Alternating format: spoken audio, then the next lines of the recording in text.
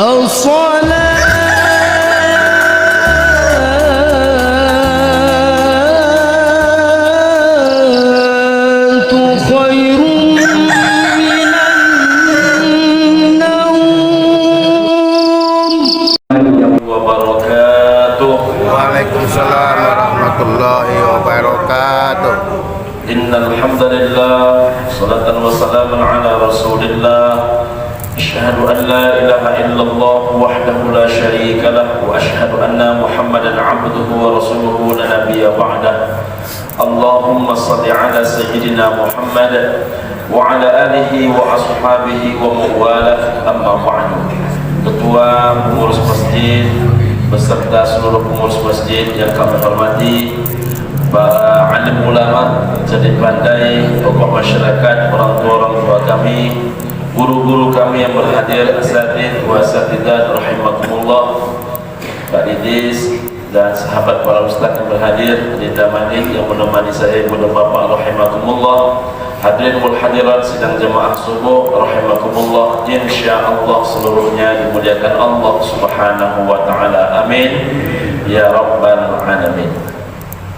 Ibu dan Bapak rahimakumullah, sebagaimana kita ketahui, Allah Subhanahu wa taala berfirman, na'udzubillahi minasyaitonir rajim, bismillahirrahmanirrahim, wa likulli ummatin ajal. Setiap umat itu, kata Allah Subhanahu wa taala, memiliki ajal.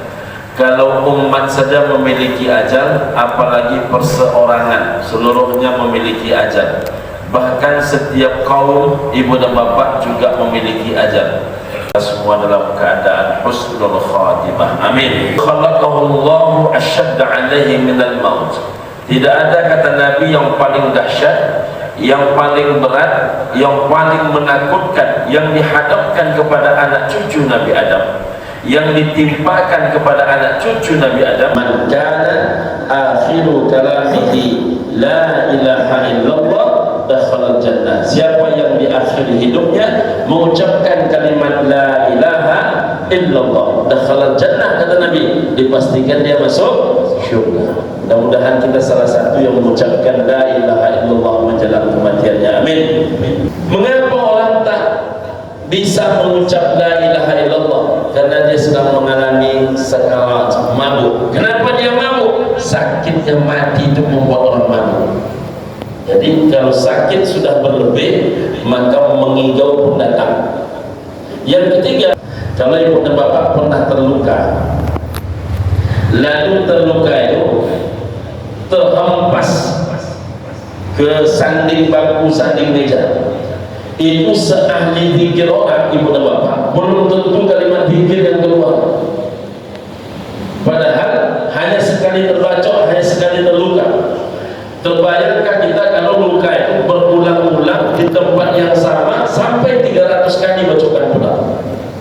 Maka ibu dan bapak, dulu orang memandikan jenazah ini sampai airnya pun tak langsung menyentuh jenazah, tapi ditampungnya dengan tangannya. Coba tanya ulama-ulama kita dahulu, kenapa sampai air cukup? Kalau asam urat saja macam itu efeknya, apatah lagi ketika nyawa itu dicabut dari tubuh umat manusia. Sesuatu yang mengakar, sesuatu yang menempel, sesuatu yang menjadi akibat berbuat di sesuatu yang sifatnya melegenda ke dalam setiap darah dan urat tadi, itu yang dicabut. Ibu dan bapak rahimakumullah, maka rasa sakitnya itu bagaikan 300 kali bacokan pedang. Mudah-mudahan Allah ringankan kita menghadapi kematian. Amin. Allahumma hawwin alaina fi sakaratil maut. Telah dibimbing. Jawaban beliau terakhirnya, ibu dan bapak rahimakumullah, lebih kurang 1444 orang pasien yang pernah beliau perhatikan dan pernah beliau cek, itu yang mampu mengucapkan kalimat la ilaha illallah ataupun mirip dengan itu tak sampai 8%. Padahal janji Nabi SAW tak tanggung-tanggung, man kana akhiru kalamihi la ilaha illallah dakhala al-jannah. Siapa yang di akhir hidupnya mengucapkan kalimat la ilaha illallah, dakhala al-jannah, kata Nabi, dipastikan dia masuk syurga. Mudah-mudahan kita salah satu yang mengucapkan la ilaha illallah menjelang kematiannya. Amin. Amin ya rabbal alamin. Mengapa orang tak bisa mengucap la ilaha illallah? Karena dia sedang mengalami sakarat, mabuk. Kenapa dia mabuk? Sakitnya mati itu membuat orang mabuk. Jadi kalau sakit sudah berlebih, maka mengigau pun datang. Yang ketiga, ibu dan bapak rahimakumullah, sakitnya kematian itu bagaikan dibacok dengan pedang di tempat yang sama, berulang-ulang. Sampai berapa? Sampai 300 kali bacokan pedang. Kalau ibu dan bapak pernah terluka, lalu terluka itu terhempas ke sanding bangku, sanding meja, itu seahli zikir orang, ibu dan bapak, belum tentu kalimat zikir yang keluar. Padahal hanya sekali terbacok, hanya sekali terluka. Terbayangkan kita kalau luka itu berulang-ulang di tempat yang sama sampai 300 kali bacokan pedang. Maka ibu dan bapak, dulu orang memandikan jenazah ini sampai airnya pun tak langsung menyentuh jenazah, tapi ditampungnya dengan tangan dia. Coba tanya ulama-ulama kita dahulu, kenapa sampai air itu pun ditampungnya dulu dengan tangannya? Tujuannya tak lain dan tak bukan, saking sakitnya kematian itu, efeknya ibu dan bapak, maka air yang tumpah ke tubuhnya pun terasa sakit. Masya Allah. Bagaimana cara melogikakan itu? Ibu dan bapak yang pernah mengalami asam urat ekstrim, yang pernah merasakan ini Pak, yang pernah merasakan asam urat ekstrim, itu sekuat-kuat orang menangis. Karena kain sarung pun, kain sarung itu tergores ke tempat yang sakit itu terasakan sakitnya luar biasa. Kalau kain sarung saja tergores ke tempat yang sakit terasa sakit, apalagi kalau misalnya ibu dan bapak dipijak cucu. Kalau asam urat saja macam itu efeknya, apatah lagi ketika nyawa itu dicabut dari tubuh umat manusia. Sesuatu yang mengakar, sesuatu yang menempel, sesuatu yang menjadi akibat berbuatnya sesuatu yang sifatnya melegenda ke dalam setiap darah dan urat nadi, itu yang dicabut, ibu dan bapak rahimakumullah, maka rasa sakitnya itu bagaikan 300 kali bacokan pedang. Mudah-mudahan Allah ringankan kita menghadapi kematian. Amin. Allahumma hawwin alaina fi sakaratil maut. Tapi sedahsyat-dahsyatnya kematian, ada yang lebih dahsyat dibandingkan kematian. Ibu dan bapak rahimakumullah, jangankan kita mengkaji pada mahsyar, jangankan kita mengaji macam mana itu meniti siratul mustaqim, pernahkah kita terbayang bagaimana dahsyatnya alam kubur itu? Namanya saja sudah alam barzakh. Kalau ibu dan bapak buka kamus bahasa Arab, apa itu alam barzakh? Biasanya orang kalau ditanya apa itu alam barzakh, ya alam barzakh Ustaz. Ya alam barzakh itu apa? Pokoknya alam barzakh Ustaz.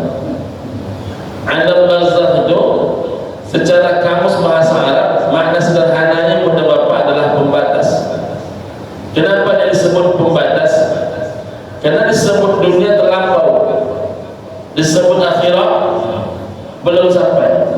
Jadi dunianya terlampau, akhirahnya belum sampai. Kenapa dunianya dikatakan terlampau? Karena yang bertanya kepada dia orang yang tak pernah dijumpainya di Masjid Al-Mujahadah. Mujahidin, Masya Allah. Jadi yang datang menjumpai dia itu orang yang tak pernah dijumpainya di Mujahidin, tak pernah ditemuinya di Kepulauan Meranti, tak pernah dijumpainya di Selat Panjang. Pertanyaannya mudah, tapi tak bisa dijawab. Kalaulah hari ini dia tanya, "Ma rabbuka?" maka tak ada jamaah Al-Mujahidin yang tak mampu jawab.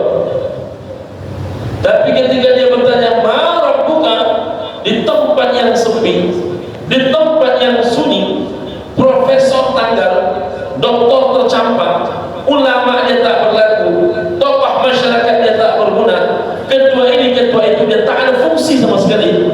Al-yawma nakhtimu ala afwahihim wa tukallimuna aydihim wa tashhadu arjuluhum bima kanu yaksibun. Itulah hari yang tak lagi berfungsi mulut, yang berfungsi itu iman. Allah ya. Bahkan di tempat itu disebut dengan nama alam barzakh. Dunia sudah terlampau, tapi akhirah belum sampai. Kenapa disebut akhirahnya belum sampai? Karena suara telapak kaki orang menghantar dia masih dia dengarkan. 7 langkah saja, 7 langkah saja para pentakziah itu meninggalkan kuburan kita, maka ditanyalah kita sesuatu yang tak mudah dijawab. Makanya kalau ibu dan bapak buka buku salah satu ulama tentang apa yang sebaiknya dilakukan setelah kita masuk ke liang lahat oleh keluarga, itu malah justru dianjurkan jangan langsung kalian tinggalkan. Duduklah kalian, kata dia, berlama-lama di samping kuburan dia. Apa yang dibaca di samping kuburan itu? Nabi SAW ketika ada seorang sahabat berpulang ke rahmatullah, tiba-tiba Nabi mengucapkan kalimat subhanallah. Mendengar Nabi menyebut subhanallah, sahabat yang lain pun ikut subhanallah, subhanallah, subhanallah, subhanallah, subhanallah, subhanallah. Tiba-tiba Nabi menyebut kalimat takbir, Allahu Akbar, Allahu Akbar, Allahu Akbar, Allahu Akbar, Allahu Akbar, kata sahabat yang lain. Dan tiba-tiba Nabi diam.